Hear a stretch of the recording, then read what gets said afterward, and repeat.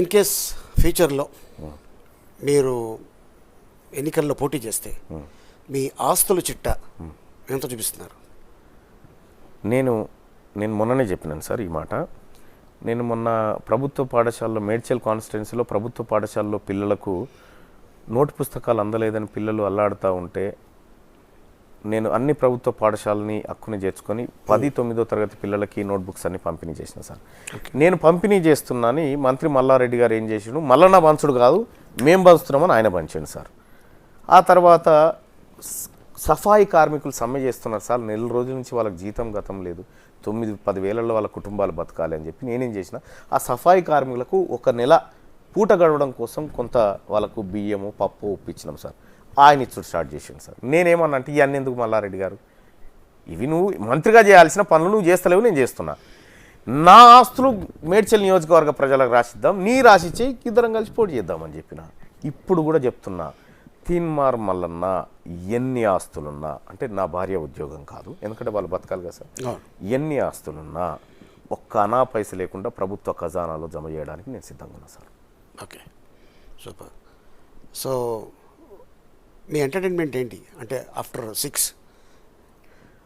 6 ఏముంటుంది sir, meetings ఉంటాయి sir. ఈ డెస్క్ ఉంటుంది, మాకు న్యూస్ పేపర్ ఉంది కదా, న్యూస్ పేపర్ ఏం వార్త రాయాలి, ఇది 12 గంటల దాకా ఉంటుంది సార్. ఓకే, 12-1 దాకా ఉంటుంది. ఓకే, ఒక్కోసారి 1:30 అవుతుంది. ఈ న్యూస్ ఐటమ్ నాకు ఇక్కడ శనార్థి తెలంగాణలో పేపర్ ఉంది సార్, అది ఈవినింగ్ వస్తుంది. ఈవినింగ్ నైట్ అంతా డెస్క్ వర్క్ అవుతుంది. News item, edits, group calls, desk calls ఇవన్నీ ఉంటాయి. ఆ తర్వాత ఇప్పుడు ఇంగ్లీష్ పేపర్ స్టార్ట్ చేసిన సార్. ఓకే, ఈ శనార్థి తెలంగాణ ఇంగ్లీష్ ఎడిషన్ స్టార్ట్ చేసిన. Okay, English edition. ఆ తర్వాత ఇంగ్లీష్ ఛానల్ కూడా స్టార్ట్ చేసిన సార్, బెంగళూరు నుంచి. సండే హాలిడే తీసుకుంటారా? ఏముండదు సార్, హాలిడే లేదు, ఏముండదు, హాలిడే లేదు, హాలిడే ఏముండదు సార్. ఎప్పుడన్నా ఫ్యామిలీతో అటు ఎటన్నా పోతా వస్తా. కానీ ఇంగ్లీష్ ఇప్పుడు బెంగళూరులో ఒక స్టూడియో స్టార్ట్ చేసినాం సార్. బెంగళూరు నుంచి కన్నడ, హిందీ, ఇంగ్లీష్ అక్కడి నుంచి ముంబైలో స్టార్ట్ చేస్తూ ఉన్నా సార్. ఇప్పుడు మరాఠీ అదంతా అంటే మల్టిపుల్ లాంగ్వేజెస్లో జవాబుదారీతనం నేర్పాలి ప్రజలకు అనేది చేసిన సార్. ఇటీవల కాలంలో మేము మేజర్గా చేసింది పాల మీద చేసినాం సార్. మిల్క్ ప్రమాదకరమైన పాలు అని చేసినాం సార్. సో చాలామంది కొంతమంది డైరీలలో వచ్చి అన్న ఏందో చెప్పన్నా, ఏదైనా ఉంటే చెప్పన్నా అంటే నువ్వు లేవు అని చెప్పిన ఫస్ట్. ఒక ఆయన వచ్చి సార్ కలుస్తాడట అంటే ఇన్నే ఉన్న ఆఫీస్ కాడికి రమ్మని చెప్పేటోని. ఇంత కానీ ప్రజల ప్రాణాలతో చెలగాటమాడే ఏ కంపెనీలను వదిలిపెట్టలేదు సార్, వదిలిపెట్టాం కూడా. అవసరమైతే కోర్టుకు పోయినాం, కేసులు ఎదుర్కొన్నాం, అన్నీ చేస్తాం ఇక. అంటే అందులో నాకు సంతృప్తి ఉంది సార్.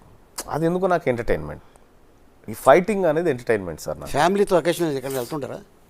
పోతుంటాం సార్. ఎక్కడెక్కడ ఎన్ని గంటలు తిరిగారు ఇప్పటికి? ఎందుకు సార్, మొన్న ఒకసారి ఫ్యామిలీతో ఎటు మన గోకర్ణ, కర్ణాటక, ఆ తర్వాత ఇండియా పరిధిలోనే ఇక్కడే సార్.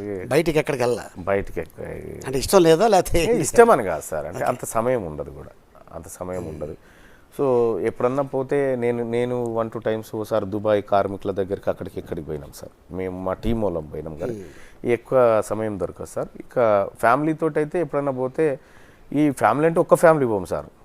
నా ఇంట పనిచేసి కోర్ టీం ఉంటుంది కదా సార్, వాళ్ళ ఫ్యామిలీస్, మా మిస్సెస్ వాళ్ళ ఫ్రెండ్స్, వాళ్ళు వీళ్ళందరూ కలిసి ఓ మినీ బస్ తీసుకొని పోయి అట్లా సరదాగా అట్లా తిరిగేసి రావడం. Super super sir.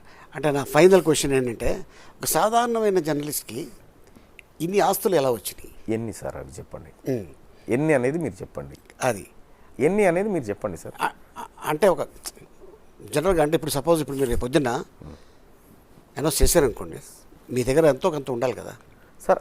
అంత ప్రభుత్వ ఖజానాలో జమ చేయడానికి సిద్ధంగా ఉన్నా కదా సార్. ఓకే, ఎంత ఉంటే ఏముంది ఇంకా. ఓకే సార్, ఎన్ని వచ్చినాయి అనే దానికి ఒక లెక్క ఉండాలి సార్. ఓకే, ఇప్పుడు సార్ ఆలీ గారు మీకు ఈ సూట్ ఎక్కడదంటే పలానా కాడ కొనుక్కున్నా, ఇక మల్లన్న గారు ఈ 10 కోట్లు ఎక్కడి అని మీరు ఒకటి చూపిస్తే నేను దానికి సమాధానం చెప్తా కదా. ఓకే, లేదు మల్లన్న గారు ఈడొక ఈ ఇల్లు, ఈ బంగళా, ఈ ఆస్తులు, ఈ భూములు, ఈ కథ అంటే చెప్తాను సార్ నేను. అంటే ఆరోపణ అంత ఈజీగా ఉంటుంది సార్.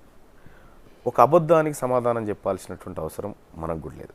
నిజంగా ఉంది, ఇదిగో మల్లన్న గారు, ఇగో ఇది డాక్యుమెంట్, ఇది సర్వే నెంబర్, ఇగో ఇక్కడ నీకున్నటువంటి ఆస్తి ఇది ఎట్లా వచ్చింది అన్నప్పుడు ఎగ్జాక్ట్గా నేను సమాధానం చెప్తాను సార్. ఆరోపణలకు సమాధానం చెప్పుకోవాల్సిన అవసరం నాకు లేదు. ఇట్లా చాలామంది చేస్తూ ఉంటారు సార్.